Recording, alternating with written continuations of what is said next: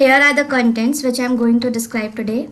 What is sexual harassment, ways of sexual harassment, types, and how it occurs in family, neighborhood, at workplace, and impact of sexual harassment on individual and organization, statistics of sexual harassment of male and female and its prevention. चलिए सबसे पहले slide discuss कर लेते हैं कि what is sexual harassment. It is defined as unwelcome behaviour of a sexual nature. इसको एक अवांछित व्यवहार के रूप में परिभाषित किया गया है जो कि आपके द्वारा आपको जब कोई चीज़ अच्छी नहीं लगती है. हेलो, वॉइस आ रही है किसी की? माइक ऑन है शायद. सिंधु जी अपना माइक ऑफ कर लीजिए. Okay. Sexual harassment is defined as any unwanted action or activity of a sexual nature that explicitly or implicitly affects an individual employment, performance or work experience. यौन उत्पीड़न को किसी भी अवांछित क्रिया या यौन प्रकृति की गतिविधि के रूप में परिभाषित किया जाता है जो व्यक्ति के एम्प्लॉयमेंट में, परफॉर्मेंस पे या एक्सपीरियंस पे डायरेक्टली या इनडायरेक्टली अफेक्ट करता है. और it can occur between the members of the opposite sex और ऑफ द सेम सेक्स. ऐसा ज़रूरी नहीं है कि अगर अपोजिट जेंडर का कोई आदमी है या कोई महिला है तो उसी के द्वारा सेक्सुअल हरेसमेंट होगा. ये सेम सेक्स के द्वारा भी हो सकता है. कुछ डेफिनेशंस हैं जो कि दी गई हैं सेक्सुअल हरेसमेंट के बारे में, जिसमें जॉन जे मैक्यूनस ने सब बताया था कि under sexual harassment are included statements, gestures and physical touches of sexual nature which have been committed knowingly, repeatedly and which are unwelcome and undesirable.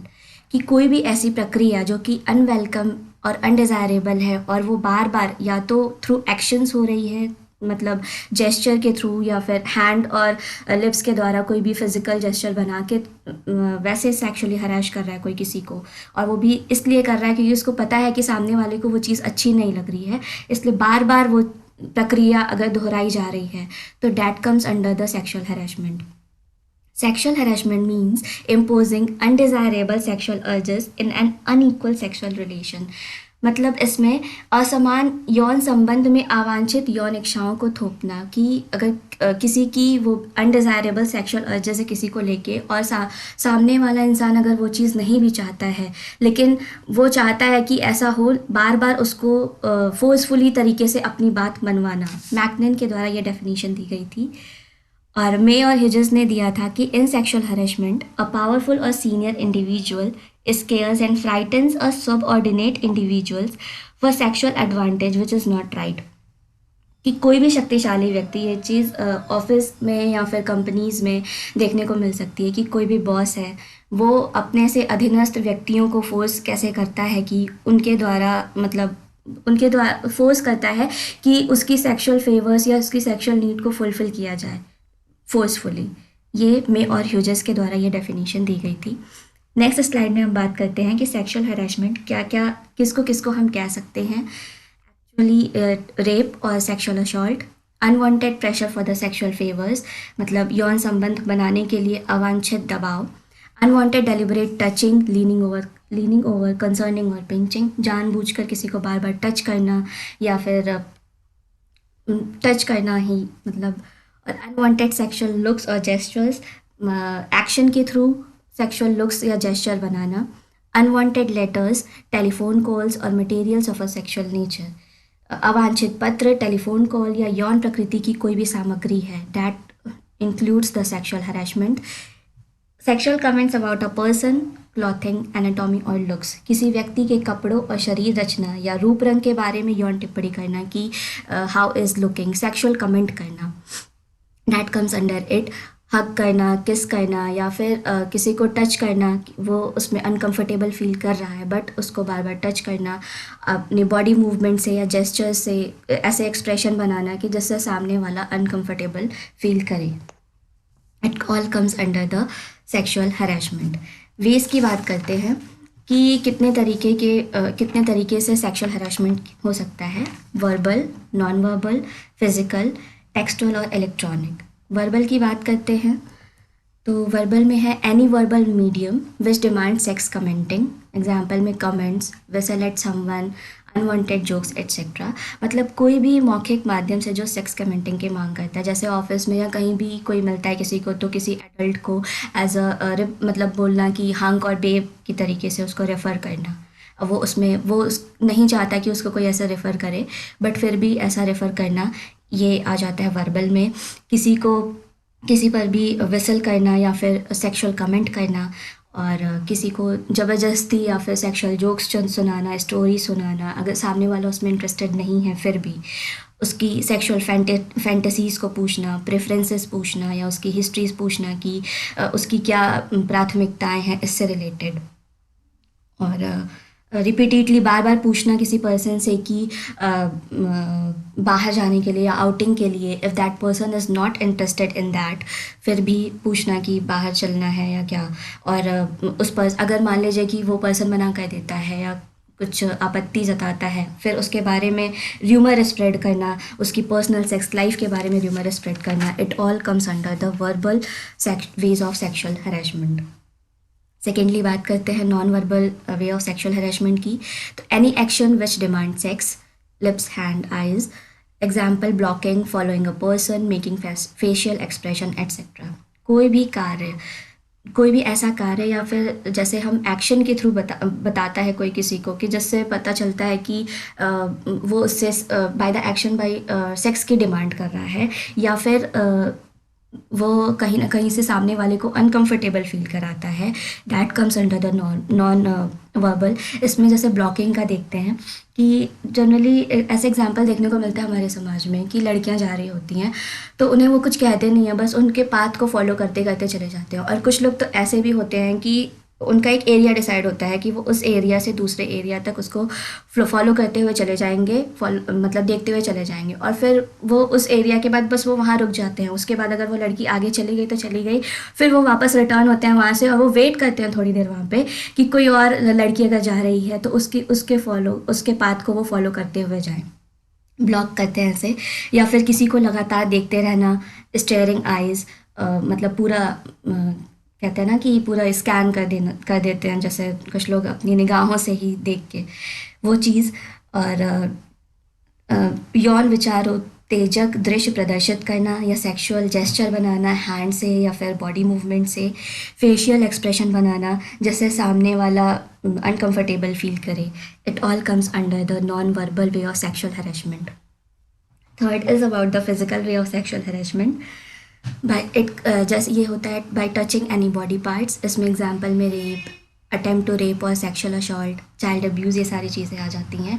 किसी के भी व्यक्ति के कपड़े को, बाल को, शरीर को छूना, मतलब उसकी परमिशन के बिना, हक करना, किस करना, रब करना, ये सारी चीज़ें physical way of sexual harassment में आ जाती हैं।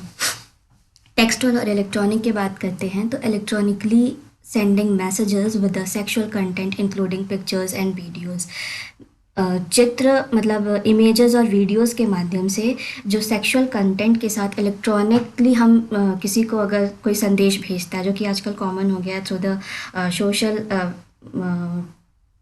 बाय द फेसबुक, ट्विटर, ये सब चीज़ों के द्वारा आजकल ये कॉमन हो गया है कि लोग जनरली क्या करते हैं, फेक आईडी बनाते हैं और उसमें फिर सेक्सुअल इमेजेस या फिर फ़ोटोज़ सेंड करते हैं। और मतलब तो लड़के लड़कियों के नाम से भी आईडी बना के हो सकता है, हरेसमेंट हो सकता है ऐसे भी।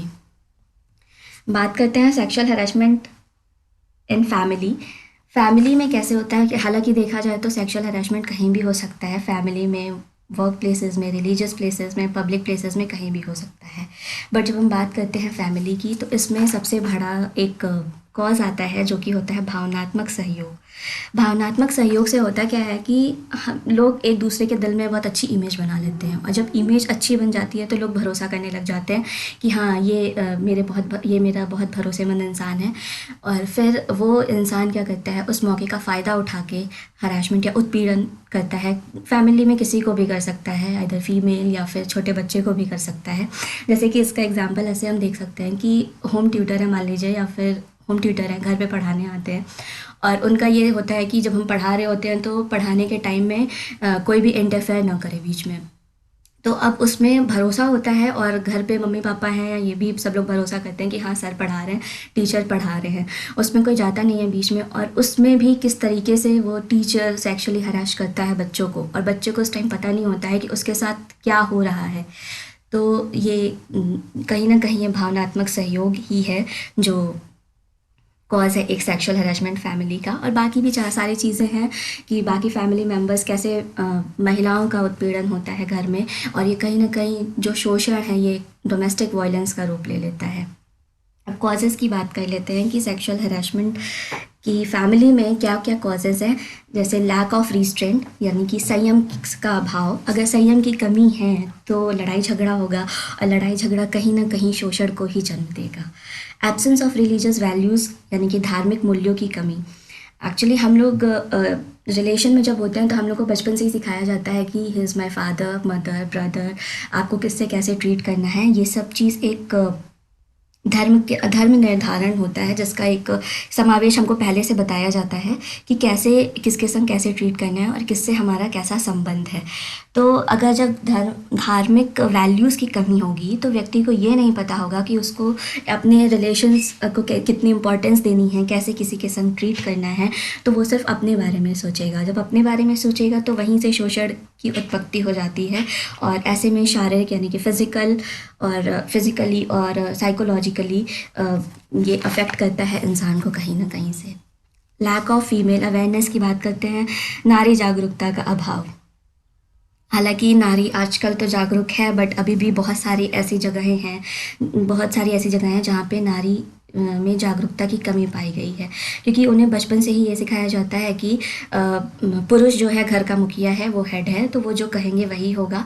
और इसलिए आप कुछ या तो बोलिए मत उनके सामने। जैसे कि शादी के पहले लड़कियों के फादर हेड है, तो ये है कि he is the senior person और हेड है हमारे फैमिली के। और शादी के बाद हो जाता था कि हस्बैंड है, तो उनकी वो आदत पड़ चुकी होती है कि उनको मेल के अधीन ही रहना है। तो जो अपोज करने की जो टेंडेंसी होती है वो उनके अंदर शायद ख़त्म हो जाती है, क्योंकि वो स्वीकार कर लेती हैं उस चीज़ को कि हाँ वो जो जैसा कहेंगे हम वैसा ही करेंगे। तो इसमें क्या होता है, पुरुष की मनमानी करने की जो प्रवृत्ति है वो कहीं ना कहीं प्रबल हो जाती है, और ऐसे में स्त्रियों के साथ और घर के बाकी फैमिली मेम्बर्स के साथ कहीं ना कहीं शारीरिक और मानसिक रूप से शोषण होता है। पैट्रियार्की भी यही कहती है कि पुरुष प्रधान समाज, यदि पुरुष अगर आदर्शवादी है और उसके अंदर सकारात्मक सोच है फिर तो ठीक है, लेकिन अगर नहीं है तो फिर वो कहीं ना कहीं अपने फैमिली मेम्बर्स पे ज़बरदस्ती मतलब अनावश्यक आधिपत्य स्थापित करने की कोशिश करता है।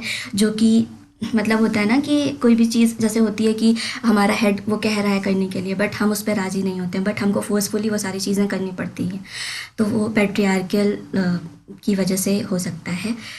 लैक ऑफ मॉरल वैल्यूज़, नैतिक मूल्यों की कमी। यदि नैतिक मूल्यों की कमी है तो उनकी आचरण अच्छे नहीं होंगे, और आचरण अच्छे नहीं होंगे तो कहीं ना कहीं परिवार के सदस्य भी सेल्फिश ही होंगे, और शोषण मतलब हैरेसमेंट की स्थिति में फिर वो चीज़ आ सकती है। लैक ऑफ आइडियलिज्म की बात करते हैं कि आदर्शवादिता का अभाव।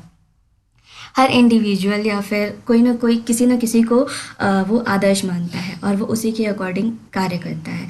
जब किसी को आदर्श मानता है, एक अपना क्राइटेरिया या अपना प्रोटोकॉल बना के चलता है, और उसके थ्रू कि उसको इसी प्रोटोकॉल के तहत उसको चलना है और उसको सफलता भी उसी में मिलेगी। और यदि किसी परिवार में उसकी मतलब बचपन से ही उसको नहीं सिखाया गया है कि कैसे क्या आदर्श क्या होता है, कैसे उसको रहना चाहिए, उसके आदर्श में कमी होती है, तो ऐसी आचरण की स्थिति अच्छी नहीं होती है, और फिर फैमिली मेम्बर्स के बीच में स्वार्थ की भावना विकसित होती है, जो कि कहीं ना कहीं शोषण का कारण होती है। Last second is narrow thinking, that is संकीर्ण सोच। परिवार में संकीर्ण सोच भी होना कहीं ना कहीं सेक्सुअल हरासमेंट को कहीं ना कहीं बढ़ावा देता है। और स्टेटस ऑफ इलिटरेसी, अगर मतलब किसी परिवार में फैमिली मेम्बर्स में बहुत कम पढ़े लिखे हैं, तो जब पढ़े लिखे कम है तो उनकी सोच क्या होगी, रूढ़िवादी होगी, पुरानी जैसी होगी, कि जैसे पहले लोगों का मानना था कि औरतें जो होती हैं सिर्फ पुरुषों की सेवा के लिए होती हैं। ऐसी सोच अगर रहेगी तो फिर हैरेसमेंट होने का चांसेस जो है प्रबल हो जाता है, क्योंकि उसमें क्या होता है कि पुरुष महिलाओं को हैरेस करना अपनी जागीर समझने लगता है। These all are the causes. Measures prevention क्या क्या इसके लिए ले सकते हैं कि अपने घर में हमें नैतिक मूल्यों की शिक्षा प्रदान करनी चाहिए, मॉरल वैल्यूज़ देना चाहिए और सबको इक्वल राइट देना चाहिए कि सब लोग पढ़े लिखे, जितना अधिकार लड़कों को है उतना लड़कियों को भी देना चाहिए। और सबसे इम्पॉर्टेंट भी ये चीज़ है कि अ, बोलचाल, जैसे हम बाकी फैमिली मेम्बर्स से कैसे बात कर रहे हैं, इसका बहुत ज़्यादा प्रभाव बच्चों पर पड़ता है, क्योंकि बच्चे जो हमें देखते हैं जैसे बात करते हुए कि हम किसी से कैसे बात कर रहे हैं, बच्चे वही चीज़ें अडॉप्ट करते हैं और वही चीज़ें सीखते हैं। इसलिए व्यक्तियों को अपने भाषा में शिष्टाचार की भावना लाना चाहिए और अपने विचारों को थोड़ा नियंत्रित करके रखना चाहिए। Next slide is about the sexual harassment in the neighbourhood. आवाज़ तो आ रही है ना सबको? यस यस आ रही है। Okay ma'am. Sexual harassment in the neighbourhood, जैसे सामाजिकता का ज्ञान परिवार के बाद देखा जाए तो पास पड़ोस से ही बच्चा सीखता है या इंसान सीखता है।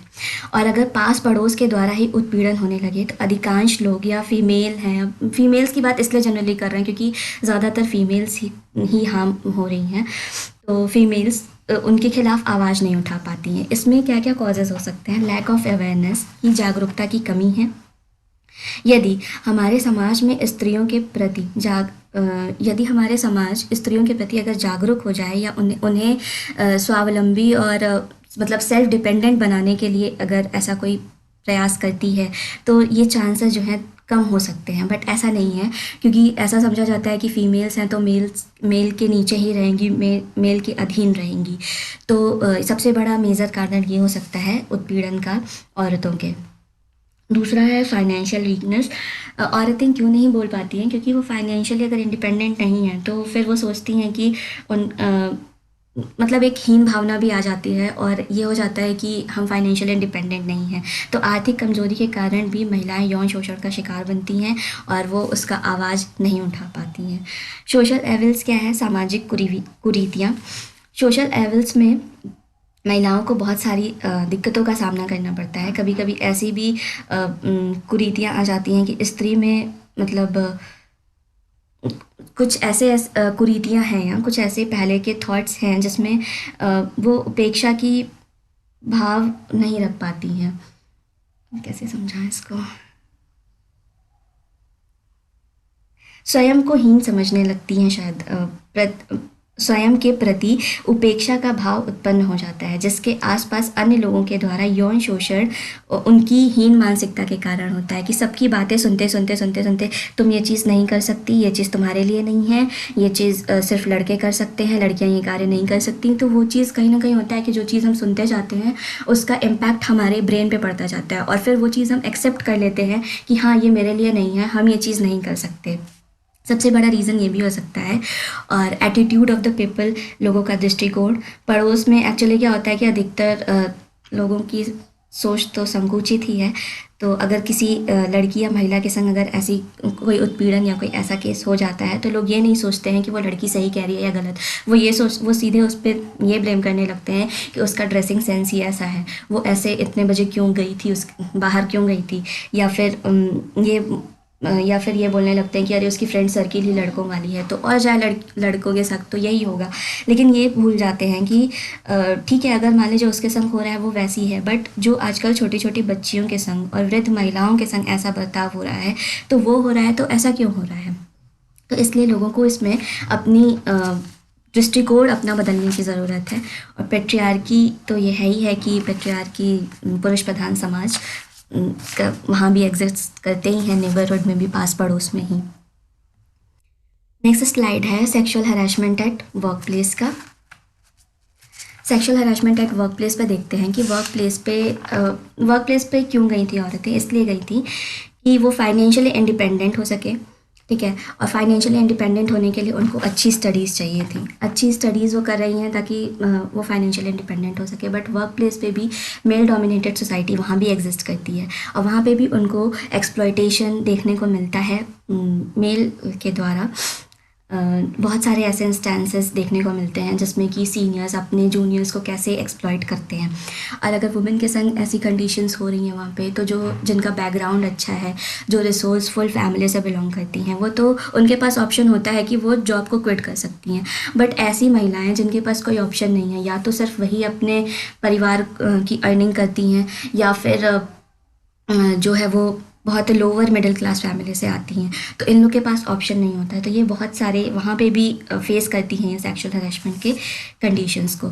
यहाँ पे सेक्सुअल हरासमेंट वर्क प्लेस पे दो तरीके का बताया गया है: क्विड प्रो क्यो sexual harassment and hostile work environment sexual harassment. Quid pro क्यो सेक्सुअल हरेसमेंट को कहते हैं this for that, a later term meaning this for that occurs when boss offers benefits or threatens to change the working condition based on response to his demand for sexual favors. This for that का मतलब ये हो गया कि कार्य के बदले लाभ।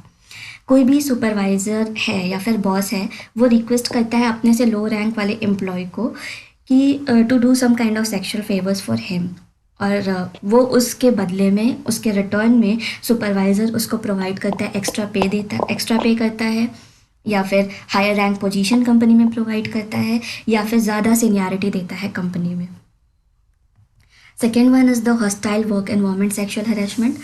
Hostile work environment sexual harassment, on the other hand, occurs when a co-worker, manager, or supervisor in the workplace makes unwelcome sexual advantages which interfere with the performance or creates an intimidating, hostile or offensive work. It's named as eve teasing.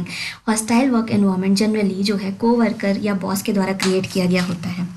इसमें पूरा environment ऐसा pollute हो जाता है जैसे कि कोई भी एम्प्लॉय है वो अपनी ड्यूटी ठीक से नहीं कर पाता है, और अपनी ड्यूटी वो ठीक से नहीं कर पाएगा तो कहीं ना कहीं फिजिकली और साइकोलॉजिकली उसके ऊपर इफेक्ट पड़ेगा।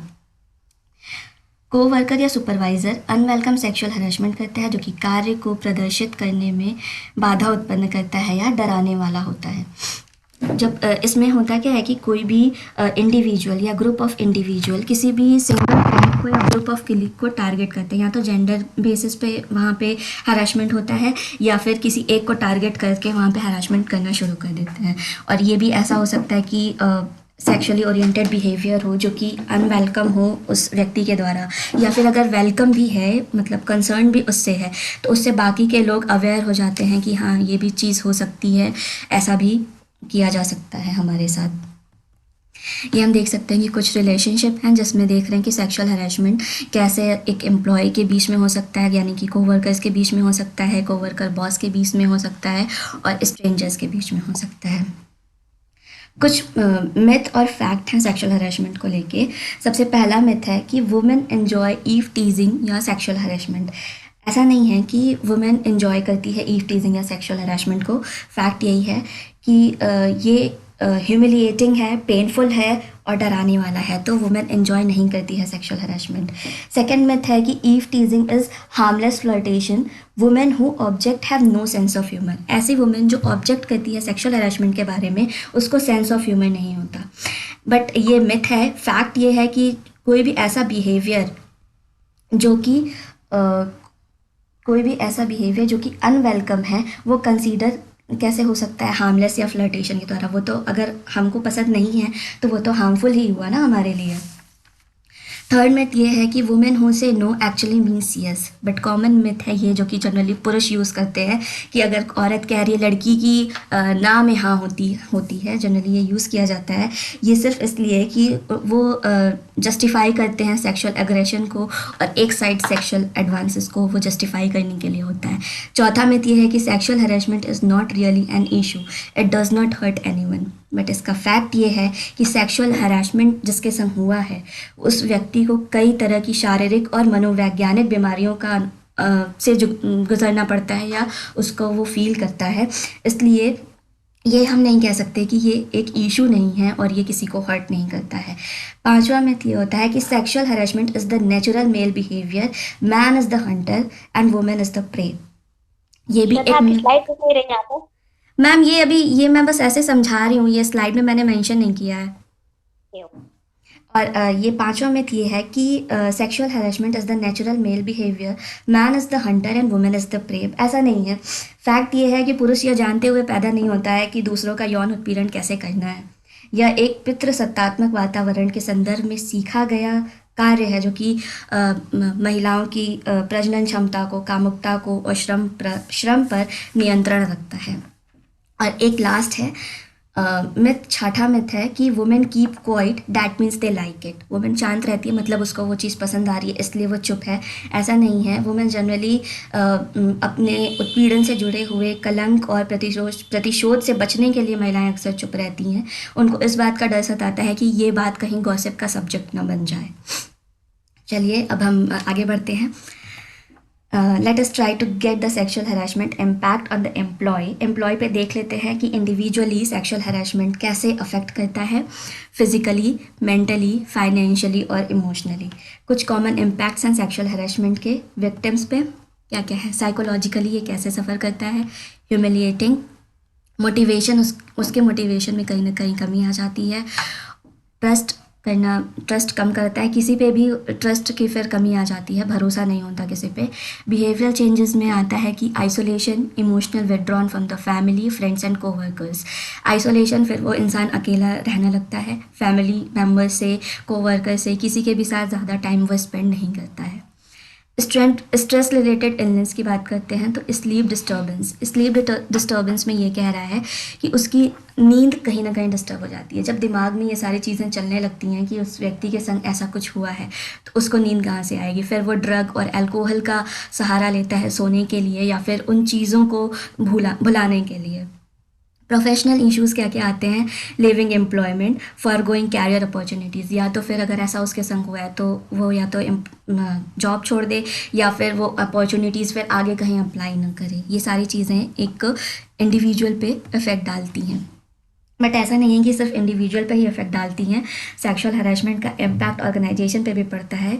वो कैसे पड़ता है कि ऑर्गेनाइजेशन की प्रोडक्टिविटी कम हो जाती है, lack of progress and innovation. और ये होता कैसे है कि जब टीम मेंबर्स में ही एक दूसरे को लेके ट्रस्ट की भावना नहीं रहती है कि मतलब ऐसा नहीं है कि एक दूसरे पे ट्रस्ट करें, और जहाँ ट्रस्ट भरोसा नहीं है फिर वो वहाँ पे टीम मेंबर जो है एज अ ग्रुप काम नहीं कर सकते।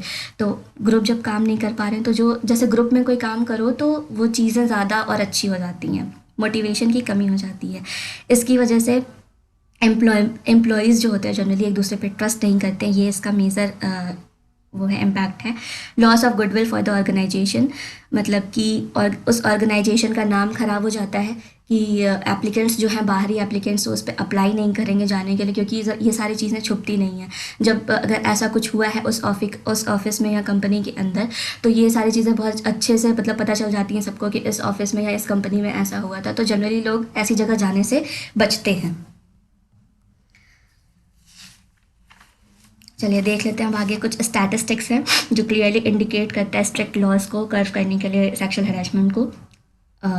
जैसे national crime record bureau, Indian National Bar association और नेशनल कमीशन फॉर वुमेन ने कुछ स्टैटिस्टिक्स निकाले थे।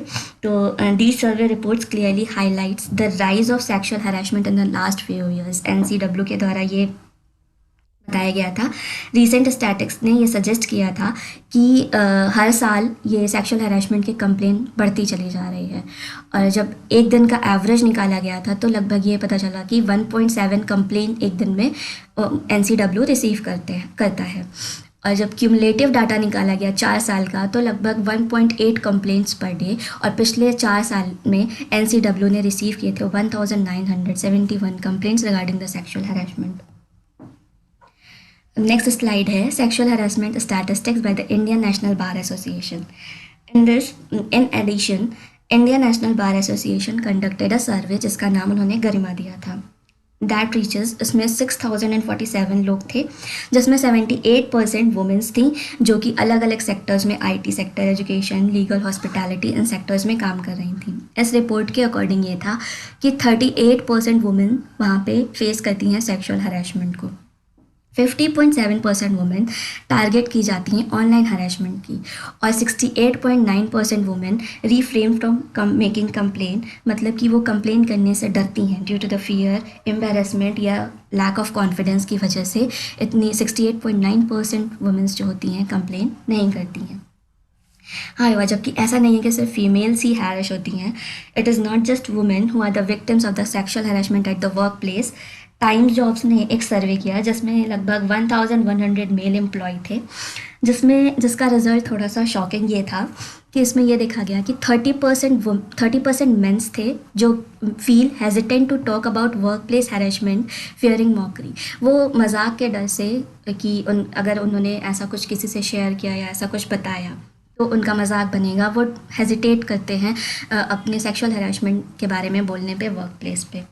65% मेन ऐसा सोचते हैं कि वो अपने लुक और सेक्सुअलिटी के बेसिस पे जज किए जा रहे हैं, और 56% मेन रेसिपिएंट होते हैं अनवांटेड जेस्चर्स के अपने ऑर्गेनाइजेशन में।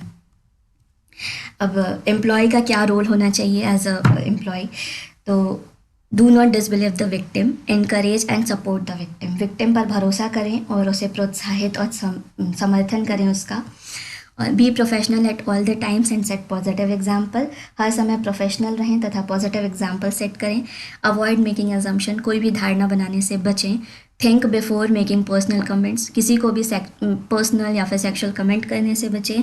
B supportive of the people who wish to talk about being sexually harassed and direct them to the appropriate person और द अथॉरिटीज़। उन लोगों का समर्थन करें जो आपसे अपने बारे में या अपने यौन उत्पीड़न के बारे में आपसे कुछ कहना चाहते हैं, और उन्हें निर्देशित करें कि वो किस अथॉरिटी के पास जाएं या फिर एप्रोप्रिएट पर्सन के पास सजेस्ट करें कि वो वहाँ जाएं तो उनकी वो प्रॉब्लम सॉल्व हो सके। एम्प्लॉय का तो रोल हो गया, तो विक्टिम का भी कुछ ना कुछ रोल है। स्पीक आउट, बोलिए, शांत मत रहिए, ये मत सोचिए कि कोई क्या सोचेगा या समाज में कैसा ट्रीटमेंट मिलेगा। आपके साथ हुआ है, ठीक है, आपकी गलती नहीं है उसमें, आप बोलिए। Keep records, tell someone and create a witness to the behaviour. Record रखें और किसी को ये सारी चीज़ें बताएं और उनके उस व्यवहार का जो है वो गवाह बनाएं या फिर गवाह रखें। सेट योर ओन बाउंड्रीज, अपनी खुद की सीमाएं निर्धारित करें। Be aware of situations and the people who may harm you, उन स्थितियों और लोगों से अवगत रहें जो आपको नुकसान पहुंचा सकते हैं।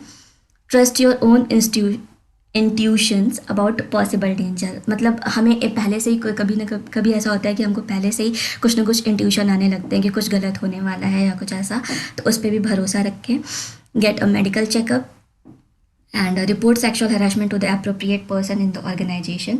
किसी भी ऑर्गेनाइजेशन में किसी जिसके खिलाफ अप्रोप्रिएट जो सेक्शुअल हरासमेंट किया है उसके खिलाफ रिपोर्ट दर्ज कराएं। Efforts made by the government of India to stop sexual harassment आया था ये the protection of the women's against sexual harassment at the work place, prevention, prohibition and redressal act in 2013। ये एक्ट आया था 9 दिसंबर 2013 को, और the act will ensure that women are protected against the sexual harassment at all the workplaces, be it in public or private, and domestic workers as well. Act ये सुनिश्चित करेगा कि महिलाओं को सभी कार्यस्थल पर सेक्सुअल हरेसमेंट से बचाया जाए, चाहे वो सार्वजनिक हो या निजी हो। Committee is required to complete the inquiry within a time period of the 90 days। Committee को 90 डेज़ के अंदर जांच पूरी करने की आवश्यकता है, और जब रिपोर्ट आ जाए तो उसके 60 डेज़ के अंदर ही कार्रवाई होनी चाहिए, या कार्रवाई जो भी करनी है वो करेगा। नाउ यह इंडियन पैनल कोड, भारतीय दंड संहिता, एक व्यापक कानून है जो कि भारत में आपराधिक कानून के वास्तविक पहलुओं को शामिल करता है, और यह अपराधों को बताता है और उनमें से प्रत्येक के लिए सज़ा और जुर्माना बताता है। सेक्शन 292 के अंदर sales of obscene books, pamphlet, paper, figures और any other object shall be deem to be obscene, जिसका पनिशमेंट है 2 से 5 साल। इसमें यह है कि कोई भी व्यक्ति अगर अश्लील पैम्पलेट, इमेजेस को बेचता है या फिर उसे किराए पर देता है, पब्लिक प्लेसेस पे प्रदर्शित भी करता है, तो उसे इस सेक्शन के अंदर पहली बार अगर वो करता है तो उसको 2 साल की सज़ा, मतलब कारावास विद अ फाइन ऑफ ₹2000, और अगर सेकेंड टाइम करता है तो 5 साल का कारावास विद अ फाइन ऑफ ₹5000 दिया जाएगा। Under section 294, does any obscene act in the public places, sing, recites and utters any obscene song, ballads or words in or near any public places. कोई व्यक्ति अगर किसी सार्वजनिक स्थान पर कोई अश्लील काम करे या फिर वल्गर सॉन्ग या फिर पोएम रिसाइट करता है जिससे कि बाकी लोगों को परेशानी होती है, तो उस व्यक्ति को 3 महीने का कारावास विद द फाइन, या फिर दोनों हो सकता है कि कारावास और फाइन उसको दोनों देना पड़ सकता है। सेक्शन 354 के अंतर्गत force on any women intending to outrage her modesty और knowing it likely he will thereby outrage her modesty. कोई भी व्यक्ति यदि किसी महिला पे अनुचित बल का प्रयोग करता है या फिर ऐसा दुष्कृत करता है जिससे उस स्त्री का स्त्रीत्व खतरे में पड़ जाए, या तो दोनों कंडीशन हो या फिर कोई भी एक भी अगर होती है इसमें से, तो वो अपराध के लिए उसको 2 वर्ष तक का कारावास और जुर्माना या फिर दोनों चीज़ें उसके लिए अप्लाई होंगी। 354A में जैसा कि देखा है sexual harassment eight work place पे था कि संशोधित आपराधिक कानून अधिनियम 2013 में शामिल की गई थी धारा जिसके जरिए दंड और प्रावधान का नियम था। सेक्शन 354C में पीकिंग मतलब ताक झांक करना, कि कोई भी पुरुष किसी ऐसे स्थान पर निगरानी रखता है जहाँ पे महिला अपना निजी कार्य करने में संलग्न है, या तो वो अपना पर्सनल वर्क कुछ कर रही है और वहाँ पे वो पुरुष निगरानी रखता है, उसकी फ़ोटोग्राफ्स लेता है और उस सर्कुलेट कर देता है उस फोटोग्राफ्स को, तो ऐसे व्यक्ति को दोषी माने जाने पर 3 से 7 वर्ष का कारावास और जुर्माने का दंड दिया जाएगा। सेक्शन 354D में स्टॉकिंग यानी कि पीछा करना, किसी भी महिला द्वारा स्पष्ट रूप से मना किए जाने पर भी बार बार उसका पीछा करना, उसकी इंटरनेट, ईमेल आईडी या फिर इलेक्ट्रॉनिक चीज़ों पर निगरानी रखना, और इस तरह से निगरानी रखना कि उसके मन में इस चीज़ को लेके भय उत्पन्न हो जाए। तो इसके लिए एक से पनिशमेंट है 1 से 5 साल तक की सज़ा with fine. Section 377 can be resorted if a male is sexually assaulted by the another male। Sodomy के अंदर ये आ जाता है कि यदि कोई भी पुरुष दूसरे पुरुष का यौन उत्पीड़न करता है तो ये इस सेक्शन का हेल्प ले सकता है। सेक्शन 499 एंड 500 में ये डिफेमेशन का केस आ जाता है कि कोई भी महिला अगर किसी पुरुष पर झूठा आरोप लगाती है तो वो इसके अंतर्गत आ जाएगा। सेक्शन 503 में क्रिमिनल इंटिमिडेशन, आपराधिक धमकी, और जो भी होंगी सारी चीज़ें सारे के सारे फैक्ट्स बेस्ड होंगी। सेक्शन 509 में असल्ट एंड अनोयंस मतलब कि अपमान और झुंझलाहट, इसमें पनिशमेंट होगी लगभग 1 साल तक की फ़ाइन के साथ, या फिर 1 साल तक की फ़ाइन के साथ ये हो सकता है, या फिर सिर्फ फ़ाइन देना पड़ सकता है, या पनिशमेंट हो सकती है। नाउ स्टॉप सेक्सुअल हैरेसमेंट, और अगर किसी के संग ऐसा हुआ है तो बोलिए, आप शर्माइए नहीं, और सेक्सुअल हैरेसमेंट अब स्टॉप होना चाहिए।